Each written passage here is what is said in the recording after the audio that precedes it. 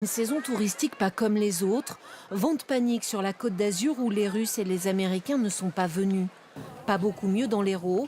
Ici à la Grande Motte, les terrasses ont du mal à se remplir. Les restaurants sont vides, regardez, le restaurant est vide. Ici c'est toujours plein, tout le temps. Les hôtels ne font pas le plein, les locations saisonnières non plus. Mais certains touristes y voient un avantage. On en profite vu qu'il n'y a pas beaucoup de monde. Ouais.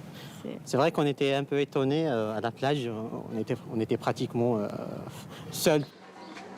Au Mont-Saint-Michel, les professionnels font leur compte. Le mois de juillet est sans aucun doute décevant.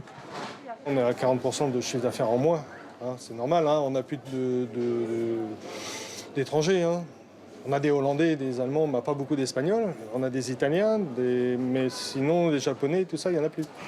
Des étrangers qui ne viennent pas et des Français qui ne franchissent plus les frontières. Ceux qui avaient pour habitude de quitter l'Hexagone ont revu leurs projets. Et visiblement, c'est sur la façade atlantique et en Bretagne qu'ils ont posé leurs valises. Je n'ai jamais vu autant de monde à faire la queue pour aller à l'île de Bas.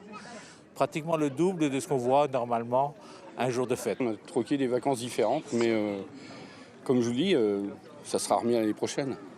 Des vacances différentes aussi, en Lozère, habituellement peu fréquentée. Les touristes sont venus plus nombreux que les années précédentes, à la recherche de paysages sauvages. On a bien travaillé au mois de juillet, presque comme un début août. Et donc on s'attend vraiment à avoir beaucoup de monde sur le mois d'août. Je pense aussi encore beaucoup de dernières minutes. C'est ce que l'on espère aussi à Paris, les dernières minutes, sans trop y croire. Pas de file d'attente devant la Tour Eiffel.